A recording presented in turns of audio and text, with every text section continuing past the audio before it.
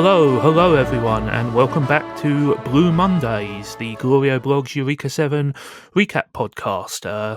Thank you everybody for coming along. I'm joined as always by the lovely Aqua Gaze. Hello, dude. Hang 10. Yeah. Need to work on that a little bit. Yeah, I think I'm still looking for a cool surfer greeting. I suspect this quest may last considerably longer than the lifetime of this podcast, honestly. We are also joined by equally cool surf bra G. Hi, G. Sorry, no surfer bit for me. It's the same old bit. I'm here because I heard there were evil women afoot. They're mostly unconscious in this couple of episodes. Which is unfortunately a problem. They can't be that evil if they're not conscious. Well, you know, we'll see. But yes. Evil women in my area? Yes. Hot evil women in your area are looking to crush you. Oh dear. But yes, we continue the evil woman saga apace here. This installment, we are looking at episode 13, The Beginning, and episode 14, Memory Band. But what by that I mostly mean we're looking at episode 13 because episode 14 is a clip show, kind of, ish, there. But we'll get to episode 14 eventually. For now, let's kick off with episode 13, shall we? The Beginning. Aqua, do you have any idea what the musical reference for this one is? Whenever I just hear The Beginning and musical reference, I'm just thinking of the Black Eyed Peas album, The Beginning, which is one of the biggest atrocities ever. Yeah, I was going to say, nobody should think of the Black Eyed Peas, honestly. So this is one of those ones that's so generic that it's pretty much impossible to pick. But it's actually a reference to a song by the American Detroit techno artist Derrick May, who performed it under his stage name Rhythm is Rhythm. May is basically one of the people who invented techno music in the 1980s, so it's a fairly notable name within that niche. But outside of that niche, yeah, it's a pretty rough one there. But yes, this is one of those deep cut episodes there. And, you know, we open up here in the immediate aftermath of our confrontation with the Corallian last episode.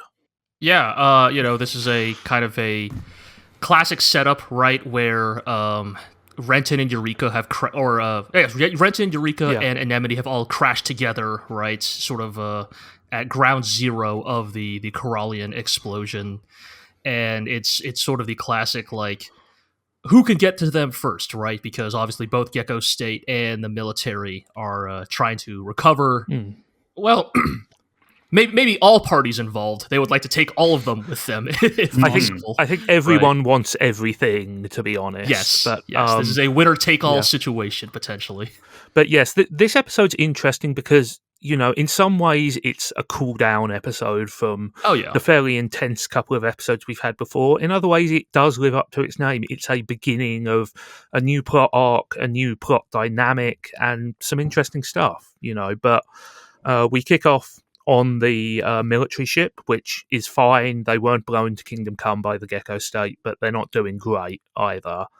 And Jurgens, Captain Jurgens, is not particularly fussed about grabbing Anemone at the first possible moment. He says, we'll get her later. I guess Jurgens has the honor of being the, like, recurring generic military man, as opposed to the, like, episodic generic military man who always get blown up at the end of the episode by Gecko State. You know, he is a veritable commander Jamaican type kind of. Oh, he's not that bad. No. To be clear, Jurgens is actually, like, quite reasonable as far as, like, recurring military, like, goons are. Right, like, he's just kind of no nonsense, and, you know, not one for the pretense of. Look, he's a middle-aged man in an anime, and he very much gives strong, like, I am too old for this shit kind of vibes, right? Yeah, like when Dominic is over. He's pretty punch clock as far as villains go. Exactly, right. Where Dominic is over, it's like, we have to save Anemone. Like, it's like, this is life or death. Like, Anemone, she's out there. We have to get her. And Jurgens is like, look, man, we'll do our patrols. She'll show up eventually. Yeah.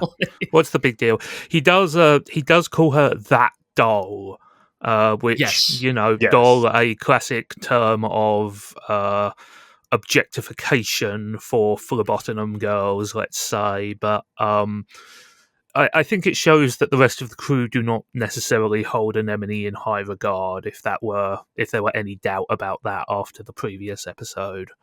Right. Dominic immediately, of course, does the sensible thing and bails out in the emergency escape pod. It's kind of interesting how quickly Dominic has become like obsessed with Anemone. And this episode, like, it goes into what his feelings towards are a little bit. Like, it sort of discusses, like, oh, is he personally, because they say that he is quote unquote infatuated with her, but it's not entirely clear if this is a personal sentiment or if this is, him thinking of his career, protecting this precious military asset that, the important commander or colonel has bestowed upon him, right? I think it's kind of meant to intentionally. Well, here's the thing. I actually don't think it's that ambiguous, but I do think, at least at this point in the story, I think it's not a coincidence that they are specifically setting up Dominic to sort of be the army's counterpart to Renton, right, in this episode. Yeah. I mean, that's the overwhelming theme of this episode is the idea that these two boys have way more in common than they do. Right. And if you recall, like, I mean, even the recap episode kind of reminds you of this, right? So as much as we could go like, oh, it's kind of weird how quickly Dominic becomes seemingly infatuated or obsessed with Anemone, we have to remember Renton literally just fell in love with Eureka on first sight, right? Like imprinted on her like a baby chick. Yeah. So I mean, I think the thing with Dominic, and he kind of ebbs and flows in his attachment to Anemone in this episode. I think the place I would put him is he, at this point in the story, certainly I think he primarily sees her as a military asset, but he cares for her as a person because he's not a bad guy, if that makes sense. Yes. Like, I'm not necessarily saying that he is desperately in love with her, but he has regard for her well-being because she's a person to him, and he's just doing what a regular person would do, which is try and look after this girl who's been placed in his care, basically. It is very two-sided, right? Because on one hand, he definitely shows genuine care for an enemy. He tries to take care of her as he would for let's say, a person that he would know in his private life, like a family member or a friend or a lover or whatever. But on the other hand, like, it is clear from his behavior in the last episode that he is very ambitious and cares very much for the privilege that he has as a kind of like special ops guy who gets to parade around with secret military assets and command people who technically outrank him within the military. And he is primarily driven so far by his desire to seek the validation of Dewey, right? To prove himself as like the big military boy. And that makes him a strong counterpart for Renton, because Renton essentially wants to do the same thing, right? Except instead of proving that he can be the best military fascist guy, Renton wants to prove that he can be the best surfer rebel boy. Like, right. I mean, it's both of these men, or both of these young men, I think, are defined by the specific person in their life they look up to, right? Like for Dominic, it's Dewey, and then for Renton, it's Holland, right? Like, and how in some ways your personal choice of idol kind of informs a lot of like who you are and who you want to become, right? Right, yes. They are both young men whose ideology has been shaped by an older role model, and that's put them on opposite paths. But again, this episode is mostly dedicated to showing that although they may be on opposite paths, they are treading very familiar routes along those paths. Definitely. There. I mean, I think that we see some interesting stuff in the opening of this episode. I mean, like, obviously, the first thing that happens in this episode is that Dominic and Renton have a face-off on the site of the crash there. We see there's a lot of interesting little character stuff here. For a start, Renton immediately recognizes Anemone from his dream. Yes. There is no ambiguity at all. He recognizes her 100% there.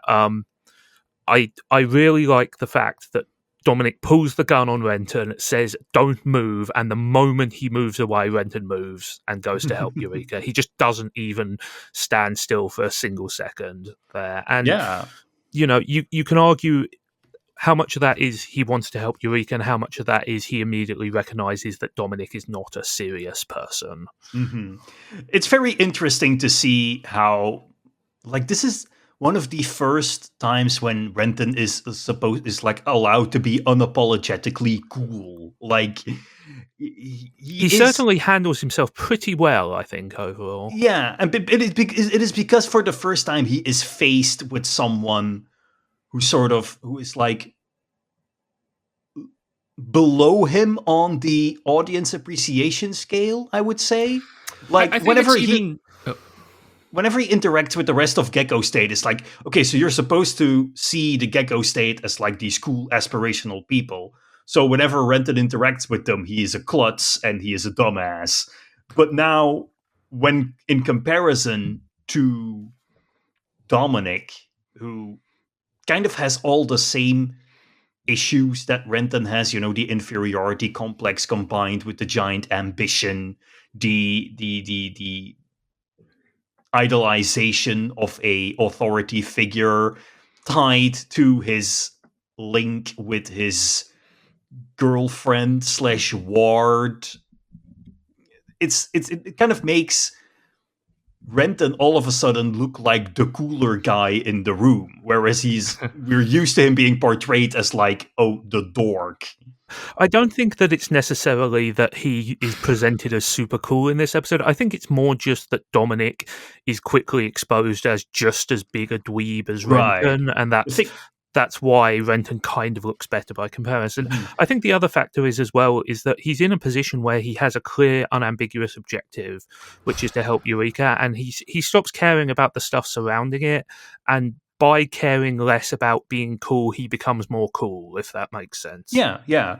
Because he has always, Renton's best moments have always been when he is singularly focused on caring about, I would not necessarily say protecting, but caring about Eureka. And this shows that very well by sort of isolating that and having that as his one defining purpose in this episode. I think a lot of what you guys are getting at is kind of can just be boiled simply down to the fact that this is the first person Renton has met in maybe since the beginning of the show, face to face with a person he can have an adversarial relationship with. He has to be deferential to members of the Gecko State, because at the end of the day, there's an enforced pecking order, so to speak. But proper adversarial relationship, because he does have an adversarial relationship with the kids, but that is mostly right. But this is but this is a situation in which and by adversarial I don't mean that Renton would kill Dominic given the chance, but someone he clearly does not have to feel any sense of constraint about behavior. And I think this is also doubled up against this episode kind of also gets to be the reminder that Renton actually prior to kind of becoming the Gecko State whipping boy was kind of a little bit of a scheming troublemaker, right? And he had actual skills, he could, do tech stuff that comes up a lot in this episode. Right, it's that funny thing of we are told that Renton's responsibility is performing maintenance on the Nerve Ash, and then we basically never see that, and so I think it's very easy to forget. No, he has had this skill set this whole time. It's just the show has chosen not to present that to the viewer, whereas here, where Renton is kind of on his own, right? You get to see more of that, right? Especially once a little bit later in this episode, Renton decides to make a deal with Dominic. Yeah, I think there's also the fact that Renton has been consciously trying to downplay that aspect because it's a reminder of his old life, right? He doesn't want to be defined as an engineer, as a repairman, he's boring old grandpa. He's come to the Gecko State to get away from that stuff. And what this episode does is kind of remind you that, hey, that skill set is actually pretty useful when you get down to it just there. But we see some interesting reactions from Dominic in this opening section as well. For example, when Anemone is in a great deal of distress, let's say, his immediate reaction is, let's give her some more of the evil woman juice. Well, it's funny because, like, now, in contrast to the previous episode where I joked that the evil woman juice was an upper, here in this episode, I suppose the implication is that the evil woman juice could also be a downer, because I think the implication here is to sedate Anemone more than amp her up again. Like, I don't think Dominic is like, I'm going to amp you up so you can start fighting in the end again. I think this is more like, I'm going to give you the juice so you calm down. It's kind of interesting because this implies that, like in last episode, the idea was, Anemone is just a regular girl, slightly like mischievous, but if she gets the evil woman juice, she goes completely crazy. And her tantrum and the previous episode was like an indication of that. But this episode seems to imply that it's actually like she needs the evil woman juice, and her tantrum was not necessarily because she didn't want to go out in the end. It was more like, this is just what happens to her when she doesn't get her daily fix of her medicine, right? She just starts getting headaches and freaks out. I think that is probably closer to the read that we're supposed to have, right? Is that she is dependent on it just to, like, function. Right. I think that's supported by the fact that in this scene, she is very clearly rapidly swinging between personalities, because she alternately she's alternately begging Dominic for help, and then she screams, "Don't touch me, don't touch me." Yeah. And I think the implication is more that whatever she's being shot up with, it sort of stabilizes her personality, right? It brings her, it makes her able to focus, to concentrate, to sort of hones her in on whatever she's trying to do. And, there's some symbolism here. She bats away the injector and it breaks on the ground, which we saw. It's a bad design for an injector. I gotta be real, right? Like, the glass portion is outside the frame. Yes. Like, sometimes we must sacrifice believability for visual clarity, as we say. But this is why modern syringes are made out of plastic, folks. Indeed, yes. But yes, so it's not entirely clear if the medicine that Dominic goes to get is the same stuff as what's in the injector. They kind of leave it ambiguous there, but I do very much like how he needs to waltz into the hospital and ask for a prescription just so the paperwork is all in order. Well, I mean, he's requisitioning supplies, but we'll get there, I think in this scene there's a lot of visual paralleling between Anemone and Eureka again. You have them lying on the ground covered by the blankets. There's a lot of backwards and forwards cuts that are designed to highlight the similarity between them there. And then Renton, Dominic decides he has to go to the hospital, and Renton again shows extreme bravery, just stands in front of the motorbike and dares Dominic to shoot him. Yeah, like obviously it's like one, like in hindsight, it's like you realize that Renton always had the upper hand, but like until he reveals his trump card, the kid does just stand fucking stone cold in front of a loaded gun, and, credit where it's due. I don't know how many 14-year-olds could pull that off. Dominic fires a warning shot, too, and he doesn't flinch. Right. But also, I think in some sense this is another important aspect of Renton's character development, because this reads to me as if he has immediately twigged this guy's not a killer. Dominic, as we will find out across this episode, clearly does not have the gumption to shoot anyone in cold blood. He's not a killer, and I think part of Renton recognizes that immediately. But I mean, in terms of the details of the deal itself, right? It's Renton has Dominic is about to leave, right? And Renton stands in his way, and then Renton reveals that he has stolen the compact drive from Dominic's bike. Basically the keys to the machine, right? Well, basically the petrol tank. Well, it's funny, right? Because I guess compact drives are multiple things, right? Yes. But they're magic. It's a good bit. Yeah. It's a good bit because, like, in theory, right, it's like you watch this and you go, well, that's not that much leverage. You've just stolen the keys. Like, he can just shoot you and take them back, right? And that's when Renton then hits him with a double whammy of, I also took out the muffler of your bike. Which, if I'm going to nitpick here, you can ride a bike without a muffler. People do it all the time around here. I bet Dominic doesn't know that. So yeah, you're absolutely right. It's also explicitly stated that Dominic hates it when his bike peaks. So I guess that's the reason why he wouldn't want to drive without a muffler. It's a good little detail they repeat throughout the episode, right? That Renton tunes bikes a little too peaky for Dominic's taste. Renton's little boy, he likes the bike go vroom vroom. Yeah, he likes the loud noises. And so we get our odd couple setting off to find the medicine to save their girls. I'm not entirely sure of the wisdom of leaving two unconscious ladies in the middle of a huge... I mean... It seems a little ill-advised, but let's go with it. I think this implies that they believe that no one would go near a Seven Swell effect crater. Yeah. I mean, they are at ground zero of a massive storm, so... But also the bet that neither of them would wake up before the other, right? Because, I mean... if Anemone wakes up first, she's killing Eureka. If Eureka wakes up first, she might do the same. I mean, I think she's got it in her. Probably. I mean, she's killed a lot of people. We know that already. We do get some brief cuts back to the gecko here, and we get some interesting world building stuff as here because Holland is really desperate to get out and get Eureka back. Like, he's desperate enough that he is losing his cool significantly about it. And and Tahoe points out that the Corallian collapsing basically has removed all of the trapar waves in the area. The LFOs cannot fly because there are no trapars at all. And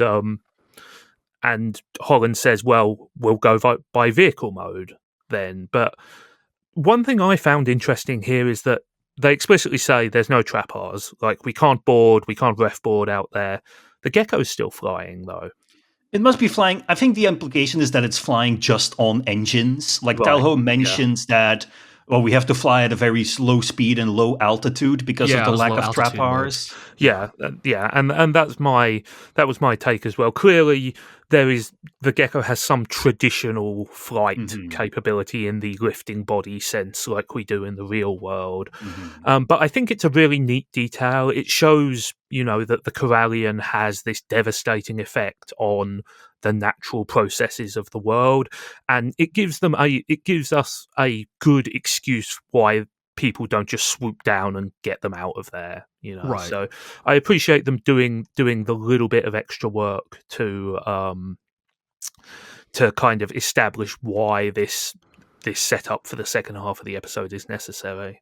It also implies interesting things about the Corallians, right? Because it seems to imply that, like, if Corallians, or if the collapse of a Corallian takes away the trapar waves, what causes the trapar waves, right? Is a Corallian the sort of like antimatter-esque antithesis to, like, the entire natural order of this world, or is it the thing causing this natural order? I mean, I think the second seems much more likely because, again, remember, a key plot point of the past couple of episodes was that while it is active, the Corallian generates incredible amounts of trapar, which makes getting close to it difficult. So clearly the Corallian has some sort of interface with the trapar as part of the natural weather process of this world there. And there's also the whole thing with the Empire or the army trying to, like, exploit or harvest Corallians in some way. Like, they've mentioned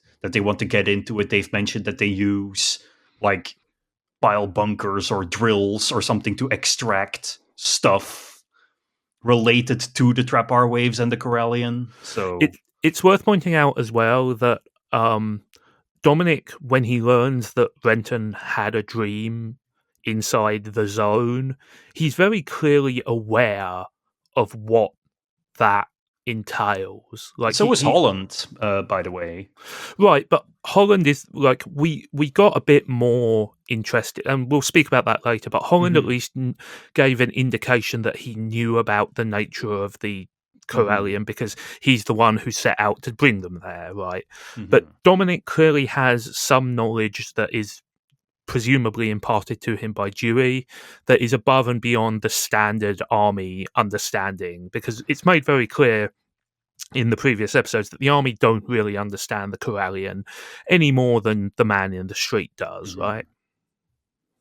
Also, once again, just even here, everybody refusing to tell Renton like anything about like I actually do appreciate that Renton is trying to like get pertinent like world building information like out of the various people he runs into, right? He asks Dominic, what is a Corallian? What is up with that KLF, I believe is what they refer to for the end, right? Why does it look like Nervash? And Dominic just continues to stonewall every question. At least Dominic has a good excuse in that he's trying to withhold classified information. Yes. You know. I mean, we have the rare villain here who doesn't just explain things to the hero. Yes. But we can't go too long without Dominic, fucking up some way. So of course he crashes into like a stationary object that you could see from like 100 feet away. So I do really like the shot here where they have him lying on his back and then they cut to the first person camera and then they just spin the image 180 degrees. Yeah. It's a really neat, like, simple little I wanted and this has little to do with the actual plot of the episode, but I wanted to get you guys' read on this. How old do we think Dominic is?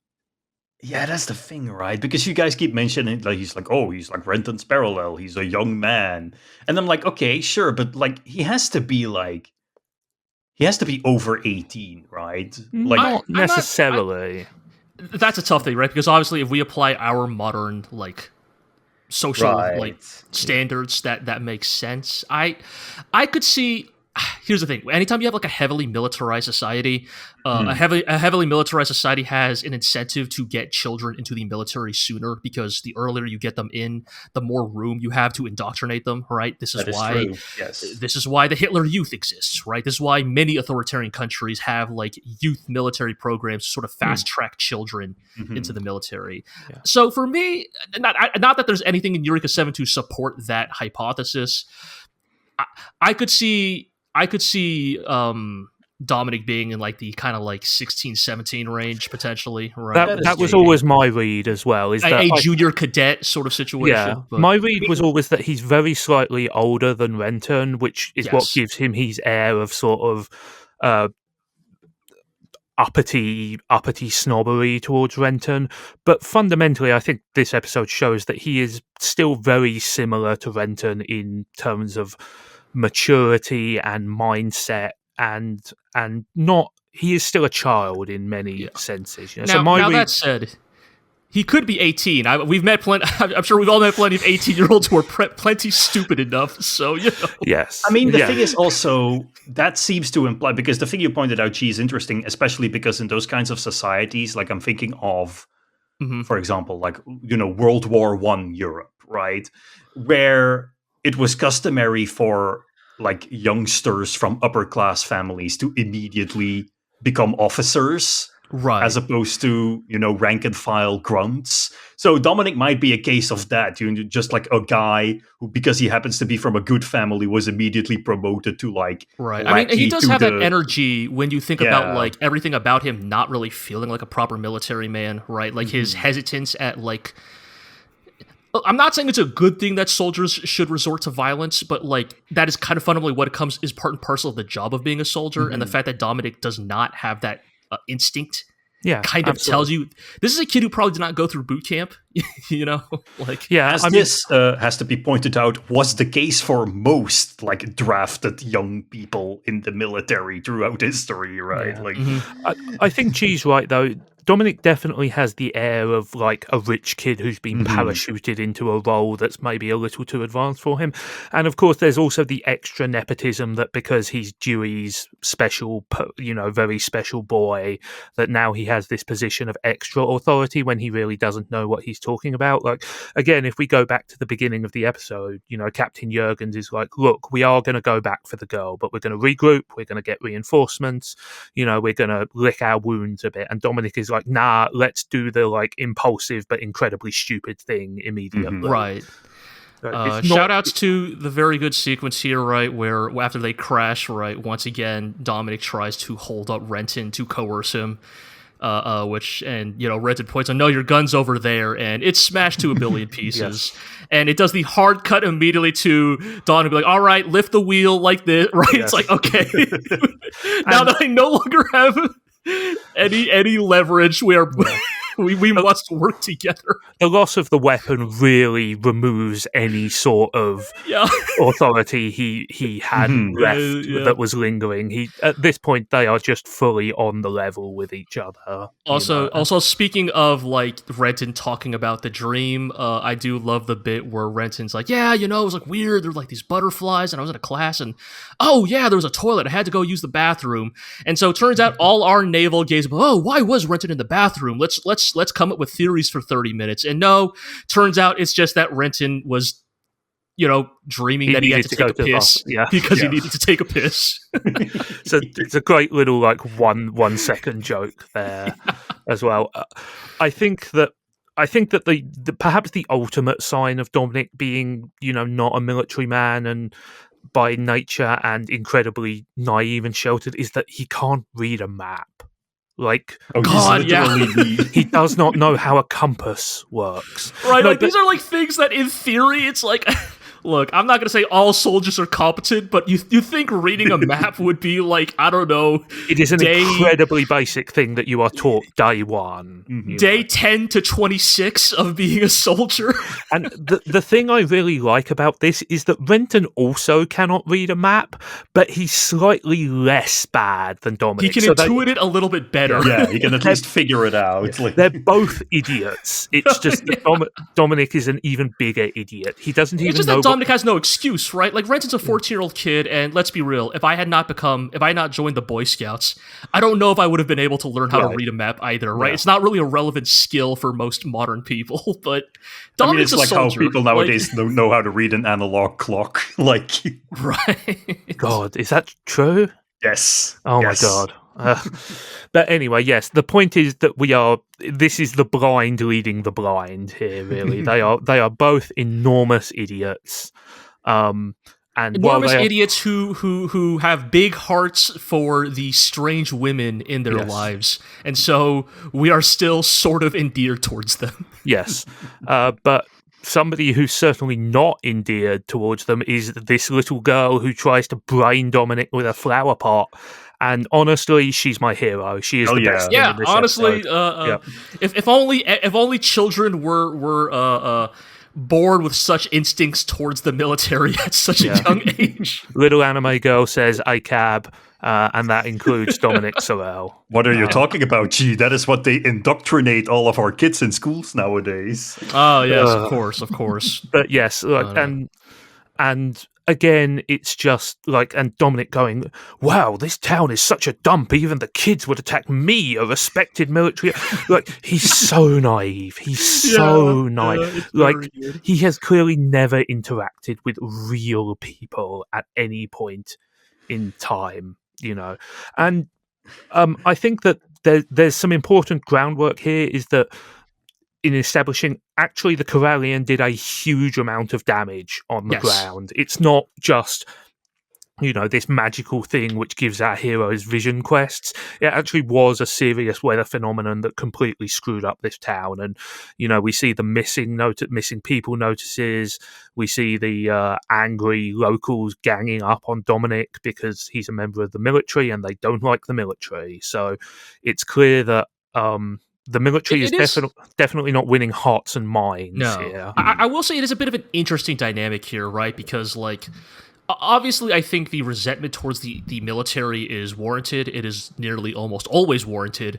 But it's interesting because in this specific case, right? I mean, as far as we know, right, the Corallian is a natural phenomenon, right? This is like getting mad at like soldiers because of a hurricane, and obviously there's more things at play here, right? Because they talk about like the military's lack of notice, the military's like half-assed evacuation efforts, right? Yeah. So like there are obviously places where the military here has clearly failed to like uphold an oath to protect the citizenry of this country, but like it is kind of interesting to see like the ways in which the people have taken out their resentment towards this natural phenomenon on Dominic, who, let's be clear, right? Like, whatever you have to feel about Dominic, he didn't destroy this city, right? But he embodies an organization that, like, is kind of front and center of, like, this world's relationship with this phenomenon.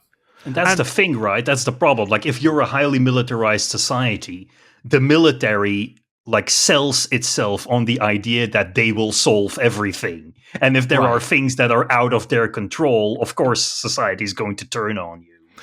There's also the implication from some of the comments here that people know that the military is interested in studying and harnessing the Corallians and less concerned with the damage that they do on the ground. You know, there's quite a strong implication that, and you know, we've seen it. The military sent a battleship full of people to attempt to test Anemone, who's basically a human weapon. Under those conditions, that battleship could probably have carried quite a lot of humanitarian relief or rescued quite a few people. You know, true. Yeah. So there's definitely a pushback here against the idea that the military is obsessed with harnessing the power of this world's weird, unusual phenomenon, and less about caring for the people it controls. And I think the two main things to take away here are that Dominic is incredibly naive, but also that the military ruling these people are not really doing it through consent of the governed. You know, it's an uneasy relationship in many ways. There. They do not have this. They do not have the public's mandate to do whatever they want. We also learned that Dominic has learned the basics of CQC, though maybe has not mastered CQC. He does pretty well, to be honest. He does okay, actually. He knows a pretty good wrist lock, and you know he catches that dude's punch. You know, so. Especially considering all these guys have like 2 feet on him and probably 100 kilos, but we do eventually make it to the hospital. One of the weird little like world building quirks here. Why does the hospital still have a red cross on it?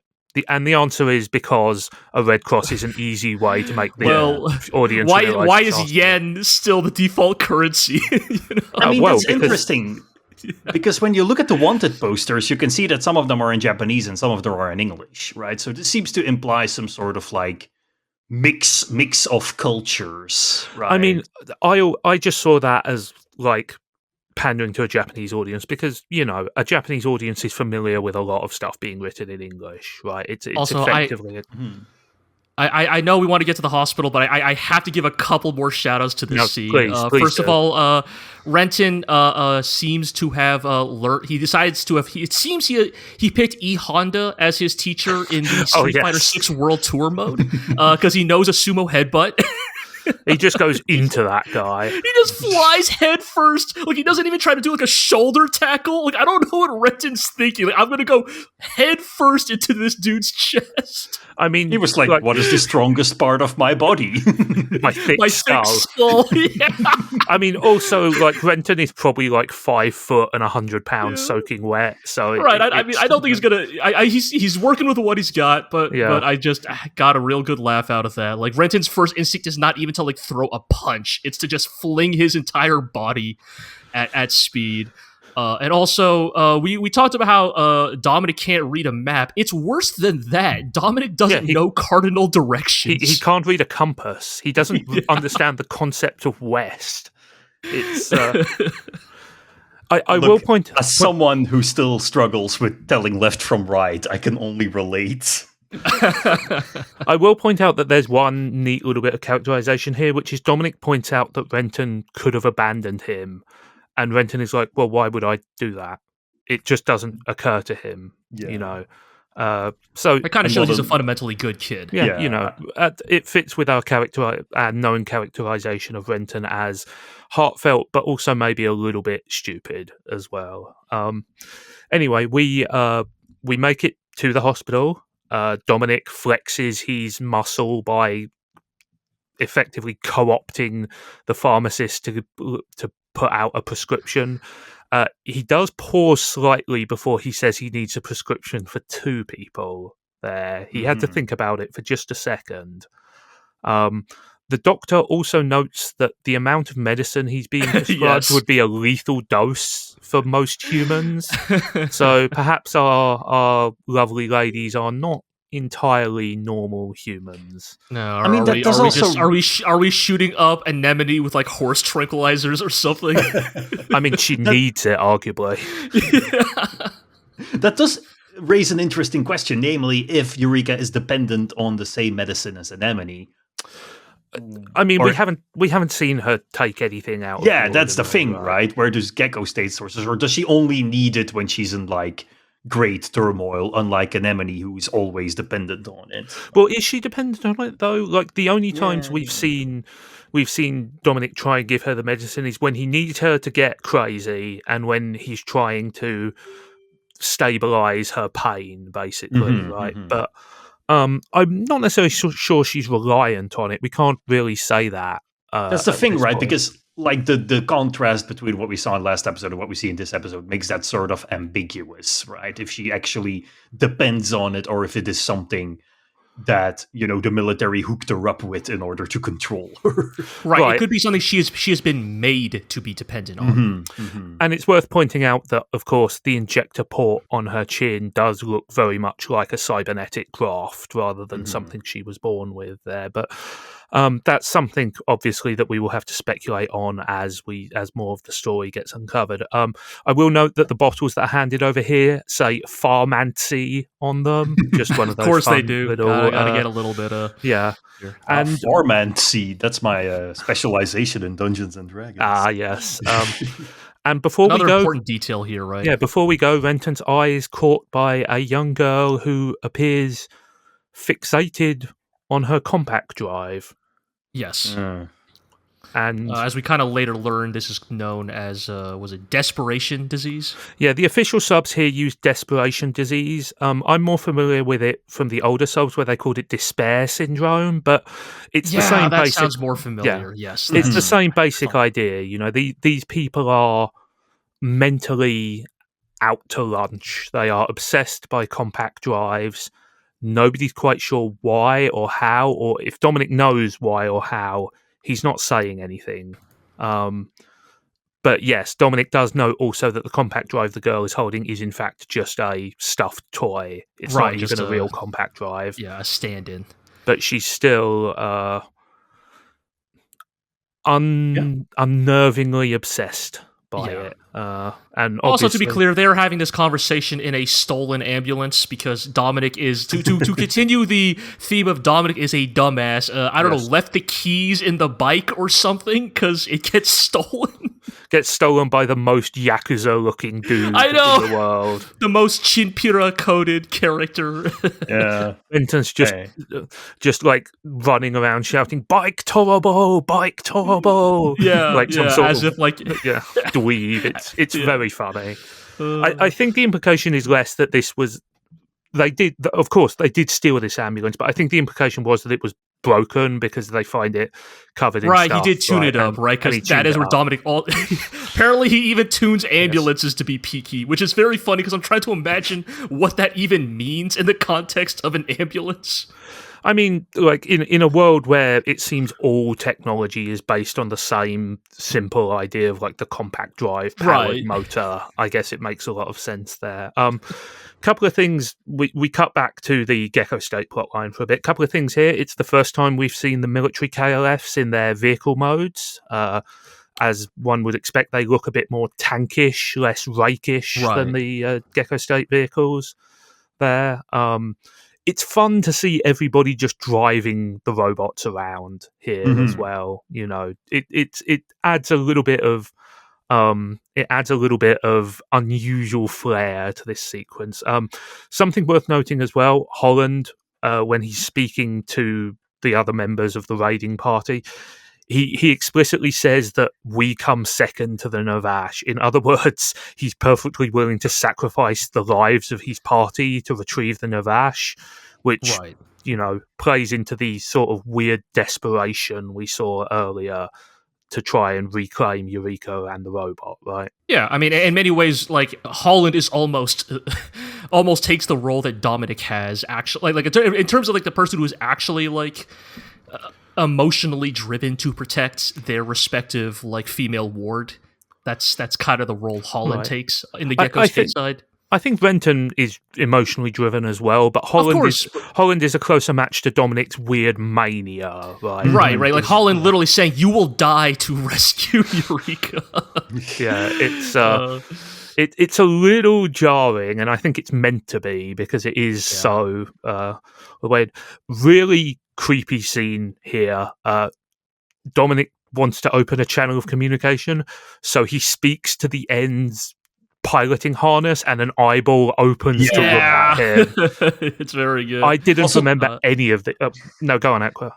No, also just a thing where at the beginning of the episode where the end basically like vomits out Anemone. Yeah, everything about the end is uncomfortably biological. Also, before all of this, right? Or is this before or after? Like, this is the conversation they have before the armies arrive, right? Where like Dominic and Renton are kind of like tending to their respective women and kind of like having a little bit of their heart to heart, right? Like you have that good bit where like Dominic and Renton kind of like reach that mutual respect moment, and I think Dominic has like one of my favorite lines in this show, which is, "It looks like we've both fell for troublesome ladies." What more could you say? He just says it. You know, you know, just the thesis statement of Eureka 7. Like I said, I'm not entirely sure that Dominic's concern for Anemone is romantic. I think it's more paternal in this situation. But the idea also knows Renton's name, right? Which is kind of the other detail. Something which, you know, we see at the end is a little bit simpler than you might imagine. But true, but just I mean, look, he is an intelligence officer. It's probably his job to know things. I do like how harrowing this bombing sequence is. They depict it mostly from the ground level, from where Dominic and Renton are, and you know, there's a lot of good stuff here in making it seem like they are in danger. This is a good thing that I think like a lot of good mecha anime do, which is like occasionally portray mecha combat from the on-foot perspective, right? I mean, you know what I'm about to say, you know, the genius himself, Yoshiyuki Tomino, was the master of this, right? You know, you just need to go to, you know, the opening minutes of Gundam F91 for like the most like terrifying example of this. But I think they do a pretty good job here as well, right? Where it's like, because combat in Eureka 7 is so high flying, right? It's like it's closer to like plain dogfighting, right? It's like these graceful machines taking strafing runs at each other. You know, every time the Nervash like takes out an enemy, it's like this like kind of graceful single slash, right? One shot, one kill. And here where we see like when the KLFs and LFOs are grounded and, you know, Renton and Dominic are helplessly caught in between, it really reminds you that, yes, these are military machines. These are built to kill people. And in some ways you flash back to like earlier in this episode when you see the civilians and their resentment towards the military.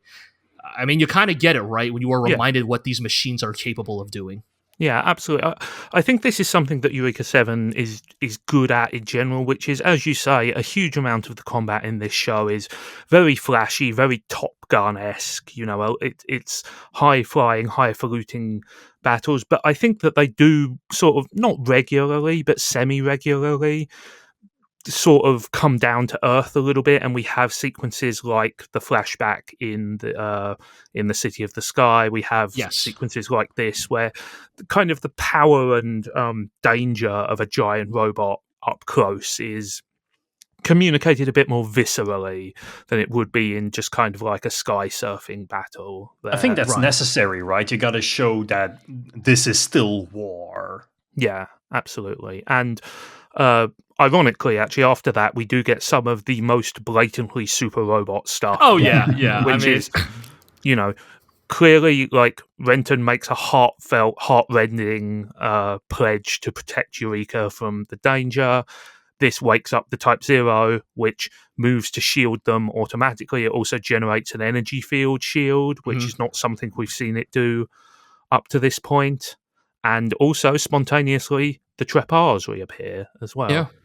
Look, we all love in a mecha anime when the seemingly inert machine displays the spirit, an inhabiting spirit.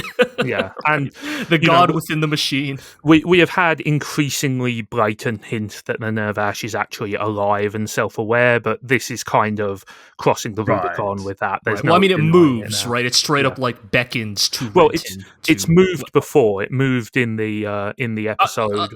You're right. Yes, right, but it moves in a more purposeful way, right? Where you recognize that it is in a certain way sentient, as opposed to, my car, as it were, quote unquote, moves because it goes beep beep whenever I'm near. Like it's still different in a way. Yeah, I mean, it's a much more overt show of intelligence, of self-awareness than anything we've seen before, and also a much greater demonstration of power than anything we've seen since the original Seven Swell effect in episode 2, because it generates this shield.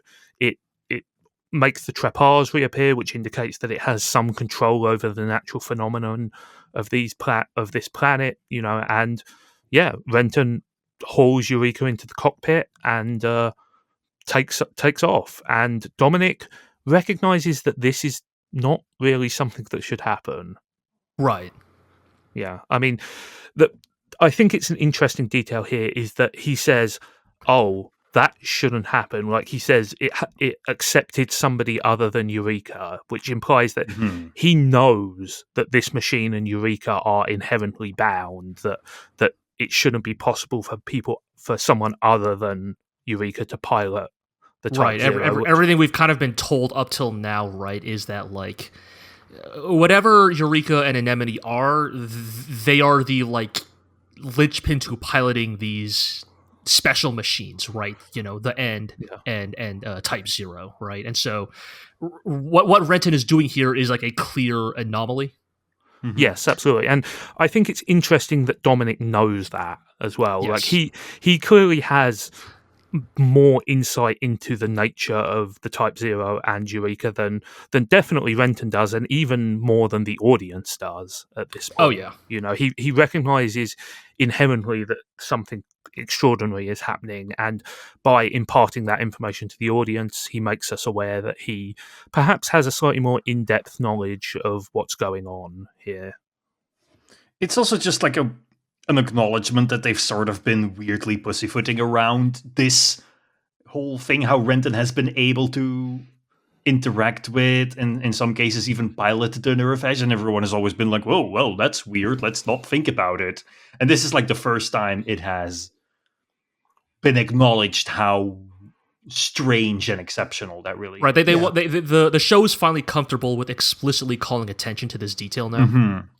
Yes, and as kind of like a corroboration of this, we see that the Eureka letters have reappeared inside the compact drive, which again is something that only happened upon its initial piloting in episodes 1 and 2. So clearly some sort of major shift has happened here. We do get a nice little coda here as well, in that once they're back on board, obviously the kids are very concerned about Eureka. Misha takes a moment to reassure us that actually she's fine, she'll be okay in a few days. And Holland and Renton sort of have a heart-to-heart. It's kind of a very sort of reluctant, cagey heart-to-heart. But a very dudes-coded heart-to-heart. Yes. But they do uncover a few things. Namely that Holland well, it's fairly obvious that Holland knew there would be some sort of weird reaction when they went to the Corallian, but he's also surprised that Renton had his weird out-of-body experience. I mean, he is immediately intrigued by the fact that Renton had a dream, as if, like, he knows that you get weird visions when you fly into the Corallian. I think the implication here is that he knows that some people get weird visions. Right. I think is that Renton is special, right? Because even Dominic has a similar reaction, right? Of like, you had a vision in the zone, right? Like, this is something that I guess the implication is probably that people have entered the zone before, but you got to be built different. Basically. Yes, I think the implication here is that Holland, took the Type 0 to the zone expecting Eureka to have a weird experience, but he's genuinely caught off guard that Renton did, but also he's happy. He's happy that Renton saw his sister. And I can't remember if before now we have established that Holland knew Renton's sister. I think it has been mentioned. I think very they have. briefly. Yeah. It's been alluded to. But clearly, he is genuinely delighted that Renton saw her, and it's not entirely clear how to read this. I think it's quite a good character beat because it's genuinely unexpected and kind of comes out of nowhere, and it's endearing in a way. I think that I think that it shows that Holland is still capable of being surprised, and that he's surprised and happy that he found something to be optimistic about in this whole experience, right? I think there's go ahead. No, go ahead. I think there's almost an element of, right, like, we're kind of getting the classic trope here of, like, it takes the, like, the spontaneity and innocence of children to inspire hope and optimism in broken, cynical adults, right? Indeed. In world-weary, battered Holland, who's maybe 23, 24. Yeah, I know, right? Let's not think about how old Holland actually is, right? A veteran of the wars at age 26. Yes. But I think it's like it's kind of like a nice sort of upbeat thing to end on in a way. It establishes that the stuff that we've just gone through wasn't for nothing. We're not entirely sure what it was for yet, but there was something to be gained there. Of course, there is still hope and splendor in this world. Yes. Of course, this isn't quite the end of the episode. The end of the episode is instead Anemone on the fucking Darth Vader bed, surrounded by sci-fi surgery table. Yes. Surrounded by machine than man now. Yeah.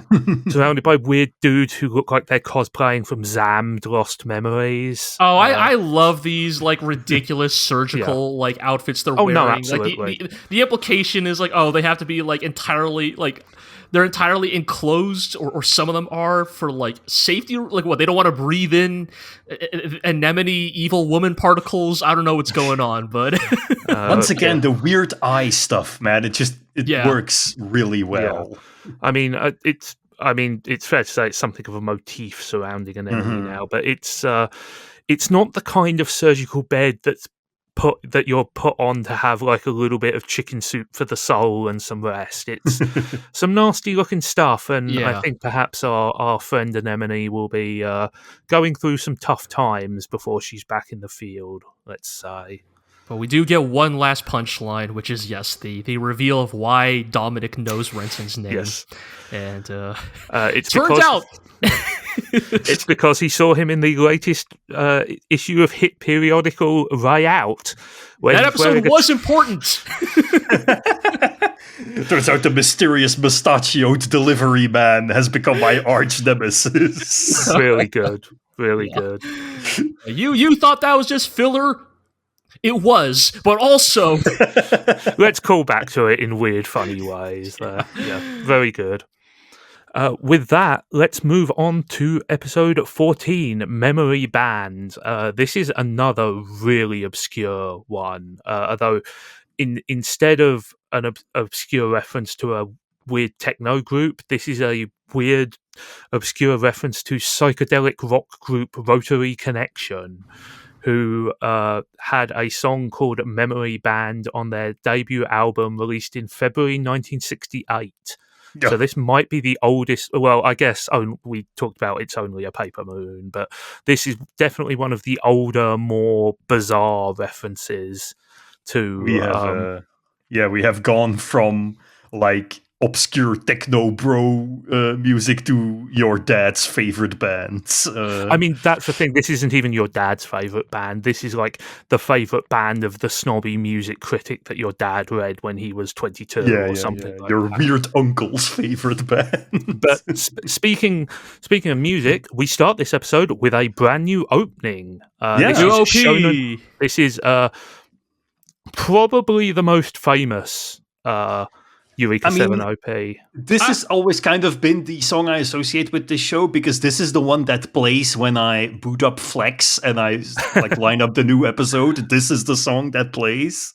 Yeah, so this is Shonen Heart by Homemade Kazoku.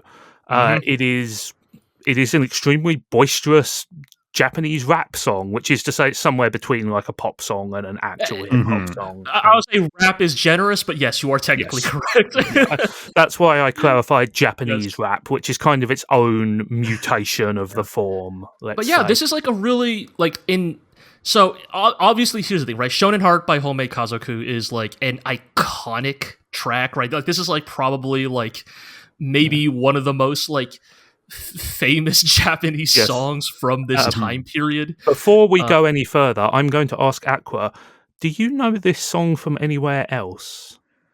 Oof. I gotta say, it did sound familiar, but I am... Shall I tell you why? Yeah. It's because this song is in Osu Tatakai Oendan 2. Yeah, it is. I was about to say a game I have never played? What makes you think I recognize it from firstly, you should play that game, because it's great. But yes, I believe the scenario in Oendan 2 that plays it is the, like... Is it like the Momotaro like inspired one? I believe so, yes. Where Momotaro needs inspiration to save the princess and go to Ogre Island. Yes. And so calls the Oendan boys to cheer him on. But yes, that's kind of like to corroborate G's point in that this is a well-known song even outside of its position as the opening for this anime. And it's interesting because here's the thing, right? Like, I love this OP, but like, I mean, you know, like, it's such a... It is appallingly timed. Right, it's such a divergence from Days, right? Like, I mean, they have the same kind of energy, right? Of like boyhood adventure, but like Days is like a little bit more like wistful, perhaps. Wistful, whereas like Shonen Heart is like just like, I mean, in some ways, it is as I think as Akko was getting at. Shonen Heart is like maybe gets closer to like people's cultural perception of Eureka 7's vibe, if that makes sense. This is a shonen OP, right? This could have been a Naruto OP, or I mean, it opens with like all the robots doing cool surfing on the ocean. You got Sega Dreamcast skies in the background, right? Everybody's happy and blue skies. Can't wait to go on cool adventures with the crew, you know. And I love this opening. It is so inappropriate because this opening comes just as the show is getting really dark and arguably its darkest chapter. Yes, and I will say that this applies to the new ending as well, which is a extremely upbeat sort of jazz pop number called Fly Away, and there are going to be a few episodes going forward where we are going to end on like horrifying, crushing revelations, and then it's gonna then we're just going to kick into this like frothy pop song, and it's like again, I don't want to spoil a thing, but just I cannot like. It's so funny that the orders of these OPs are switched, or the way they are. It's insane. Because, like, Shonen Heart should have been the first OP, and Days and Himitsu Kichi should have been the second, probably. Yes. Like totally. Yeah, like again, I like this song. I like the ending a lot as well. They are so tonally inappropriate for this segment of the show. It's unbelievable. This is just the Aijo Yujo of mecha anime. Kind of, yes. It's so funny. Also, shout out to OP doing a little, like, obviously not even like remotely like connected to Tomino, but there are a couple of like what I would call Tomino-esque shots in this OP of the like panning shot of the crew standing in a line. Yeah, like, you know what I mean? The like. I mean, again, most of the people making this show had made a Gundam at some point in their lives. Yeah, so, but I just do love the. I think there's some really good shots in this opening. I love the shot of Anemone standing in front of the end. I think that's really cool. Yes. Also introduces obviously some new characters. Yeah, there are anything for now, but there are a couple of new faces in this opening, and obviously we will be seeing them in episodes to come. Let's say. I'd say there is a surprising lack of Anemone in this new OP. Like, I got the feeling she'd be all over. I mean, look, a little Anemone goes a long way. Yes, and a little evil woman goes a long way. Also, on the topic of music, it's interesting how this show that has been like very referential towards acid techno. This is like the first time we actually had acid techno in the show itself. Yeah, I think a part of that is just the inertia of what anime music is, right? Mm-hmm. Like, especially at this point in time, there was such a defined sound for what genres of anime sounded like that it's very difficult. I think that it's very difficult to sell like a genuine acid or house soundtrack to, a bunch of middle school boys who are your primary audience. Well, you're not going to get them. You're not going to get the Megalobox soundtrack for another 10 years. So it's also very like repetitive type of music, so it only fits in certain moods, right? Right. Yes, and there's a general understanding that like the musical stuff in Eureka 7 is generally taken as like a wide. Sort of a broad church of music stuff, even if a lot of the references are specifically to house and techno. Most of the time it's because they just have cool names for episode titles there. But yes, I think like having a genuine house soundtrack on an anime would have been a really hard sell in 2005. Maybe they could have made it happen, but this is not the show to make it happen, really. There. So let's talk about the elephant in the room. This episode is mostly a clip show. I think it's dressed up and sort of disguised better than a lot of clip shows, and it helps that they do not do it in strictly chronological order, but it's mostly recycled footage to sort of catch people up on the plot there. Particularly in this... It kind of works because like it is very much the like this is probably the actual. I mean, is this a new episode of Eureka 7? That depends on your definition, but like this is probably closer to the actual definition of a breather episode than the previous one, right? Because both Eureka and Anemone have been recovered. Both crews are sort of licking their wounds, right? We get the explanation that the Gecko state is damaged badly enough by the previous skirmish that they need to like. Repair, rest and recuperate, right? Like you mean the Gecko, not the Gecko state. Right. The Gecko itself. The ship, yes, the ship itself. We do learn some fun little like technical world building stuff. We learn that the Gecko relies on reflection films to keep it in the air. That's the way it rides the trapar. So they need to rest and relayer the wings, basically. I think one of the interesting presentational choices on this episode is the choice to present it basically as two monologues from two different characters. Right. I think that this first monologue from Stoner is by far and away the less effective of the two. It just kind of feels like they've invented an excuse. Like, all of a sudden Stoner has to do like not the bookkeeping, but the journaling for the Gecko, right? I mean, I think the implication is he's writing a column for Layout, but or like his memoirs, or the thing that like kind of like it struggles a bit here, right? Is because like I almost like I am too irony pilled in 2025. I almost cannot tell like. Is Stoner meant to like be writing a like legitimately like hard-hitting, heartfelt, like introspective piece of writing about like the journey that Gecko State has embarked on so far? Or is this almost like an Alan Wake thing where like Stoner is intentionally supposed to be a bad writer? A bit of both. My impression is that it's much closer to the former than the latter. I know. I don't think they're actually calling Stoner a bad writer, but just the way he writes is so. Yeah, I mean, this is like when people talk about like horrible post-Ava COD philosophical dialogue. This is that. Like this is definitely an extremely bad example of that. You know, this is what Razefon sounds like all the time. No, that's harsh. That's harsh, but sometimes I just got to.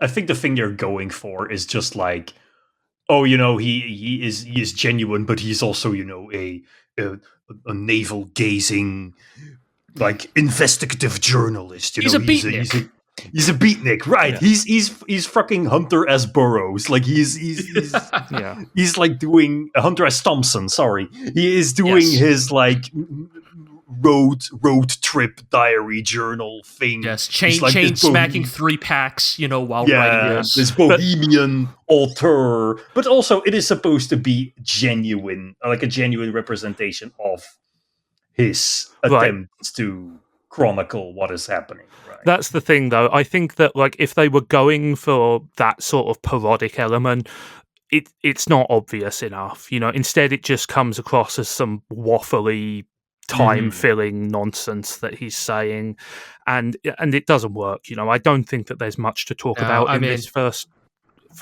half of the episode. I gotta be real. I remember as a kid hating this episode. Yeah, I mean, it's a recap episode. Yes. You know? Well, yeah, it's a recap, but it's also like it's Here's the thing.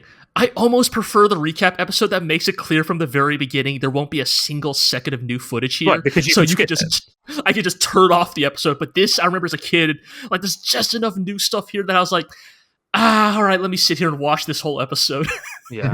And I think the majority of that new stuff comes in the back half of this episode where the narrator switches from Stoner to Dominic, who is sort of writing up a post-encounter report of a debriefing. Yeah, basically, you know. And we do find out some not necessarily important but interesting stuff about the backstory here, particularly when it comes to world building bits and bobs and some stuff to do with the time scale. So just, you know, the stuff that I've got noted down here, we find out that Renton's dad, aside from being the hero who saved the world in some still non-specific way, he was also one of the people who discovered the Type 0, which we're reminded was the first LFO ever discovered. It's mentioned that he had two colleagues here, Dr. Yauchi and Dr. Diamond. Those dudes are never mentioned again, as far as I can remember. Okay, I was about to say, are these like... I was trying to remember. I was like, are these people that I need to remember, or... I'm not completely ruling it out, but they're certainly not important characters. And I think they just may not be mentioned ever again. Now we know Dr. Yauchi went on to do the COVID thing in the American... in the United States. We do learn a couple of other important things as well there. Namely, Dewey was there as well. Dewey was there when they found the original Type 0. He was only a second lieutenant back then. Now he's a colonel. But so he has been part of this from the very beginning. We also find out that the Renton's dad was working on a secret Project Ageha, which I think might have been mentioned once before. But this seems to me like a new thing. Okay, I don't recall this being mentioned. Okay, but... that might be my mistake then. But Dominic makes it clear that project continued after his death as well. Dominic also has some thoughts about Eureka, and he calls her the military's greatest secret with no clarification. And he also points out that he's unsure why she was added to the SOF, why she was fighting on the front lines. Why didn't they just keep her locked up in whatever lab they had her in? You know, so I think what's important here is that obviously, you know, this is partially an excuse to dump some backstory on us, but it also shows that Dominic he's not just being fed the party line. You know, he is probing. He has some interest in exactly what's going on here. He gives the vibe of somebody who like is interested in the truth, right? Like to him, that is more important than just like hewing to the party line. And I think this monologue also sows the idea that there is perhaps, as happens often in the real world, there is perhaps some jurisdiction friction going on between the various arms of the government here and the various different secret projects and like black ops operatives that are trying to work out all the stuff around Eureka and the SOF, which is, for clarity, the SOF is the kind of elite military strike force that Eureka and Holland were part of back in their military days. They also nail some fairly definite time frames on this. We find out that the SOF, rebelled and left the military 2 years, 9 months before the present day in the anime there. And also that the Gecko itself was a secret Black Ops military project that they stole on their way out. Yeah, that's probably one of the biggest revelations, right? I mean, I guess they had to finally address, how does this like traveling group of beatnik surfer terrorist revolutionaries afford this like top of the line, state of the art, flying battleship? Yeah, and the answer is they stole it. Classic mecha explanation. Yes. And also they were able to steal it because actually this was an under-the-radar project that neither the Council of Sages nor Military Command had any idea about, and therefore they were able to slip it basically through the various jurisdictions, and they were gone before anybody actually realized it had been stolen. Right. I also like the good bits here where they explained and that Gecko State's strategy was basically to like not even bother to hide the existence of the Gecko, but to actually just make it part of their branding and marketing. Because like as a result, like the military had already like performed the cover-up operation on the Gecko, and now that Gecko State was like, check out our cool new airship, the military couldn't retroactively like claim ownership of it. Yeah, because obviously you can't say, oh, we were secretly building this super powerful warship and concealing it from our own chain of command. So they just kind of had to let it go. There's also, there's a bit more retconning of the Gecko State here into slightly more serious figures. Turns out that they've been using Ray Out magazine to leak military intel and data. So it is, in fact, despite its glossy appearance, it is, in fact, a subversive, revolutionary paper. Hey, you read Ray Out for the articles. You buy it for the hot pictures of Talho on the cover. Excuse me, I buy it for the hot pictures of Renton on the cover. Then you open it up and it's like, bam, radical leftist theory. No, right. It's very goofy to imagine like you are reading your like surfer magazine that has the like, the spread of the hot like bikini babe on like page 7. The like, check out these cool new tricks we did on page 10, and then here on page 15 is then here's a diagram of like the latest military hardware that they've been developing in secret that they don't want you to know about. Yeah. So what you're saying is that Ray Out is the Eureka 7 World's equivalent of the War Thunder forums? A little bit. No, they're not leaking that much military intel. Yeah, I mean, this sort of also completes a minor loop in the sense that this is how the people on the ground know that the military has been interested in and experimenting on the Corellian, right? Because they have been reading about it in hit publication Ray Out. So, and this episode kind of ends with two decisions being made. Dominic decides that everything changed at Bell Forest, and that's convenient because that's when the show started. So he decides that he's going to visit Bell Forest and get to the bottom of what exactly changed there. And meanwhile, Holland's decided that he's going to land the Gecko at FAC 51, which is an abandoned mine somewhere in the middle of nowhere, and that's where they're going to fix up the Gecko. And as we know, only good things happened at abandoned mines. So mostly just a lot of dungeon crawling.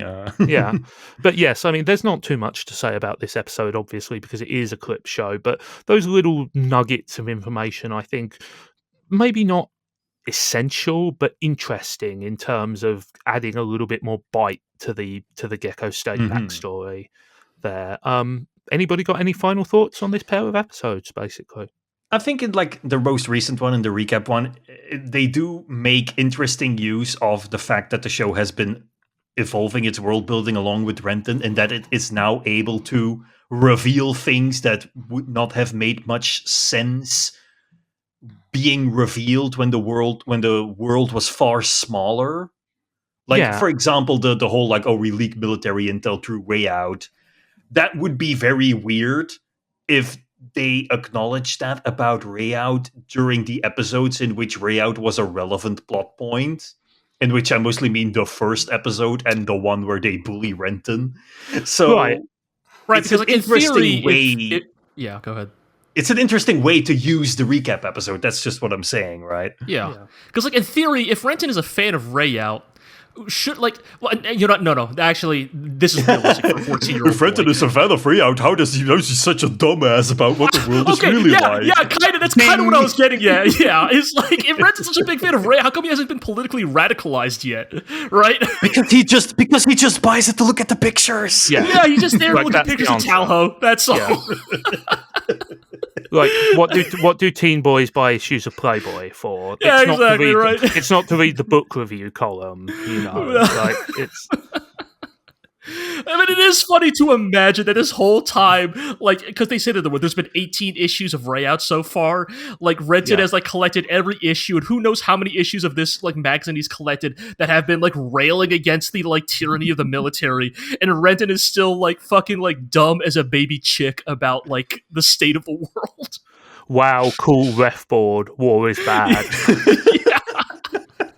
Like I want to imagine. Okay, I mean, this is just a purely imagined scenario, right? It's like, is there like the writer's room moment on Gecko State where Stoner and Holland and the rest of the crew are like discussing, okay, what is going to be the mission statement of Way Out, right? Like, what is the kind of like vibe we want to go for? And like somebody on that team's like, oh, I have a good idea. We lure them in with the honey of Talho pinups and cool ref board reviews, but secretly, because they'll be they'll buy it for that. Then they'll get radicalized when they read Stoner's navel-gazing 3,000 word write-up on like the overreach of the military. This is perfect. This will definitely work. And then you hard cut to Renton just like being like, I have never read past page 25 of any issue of Way Out.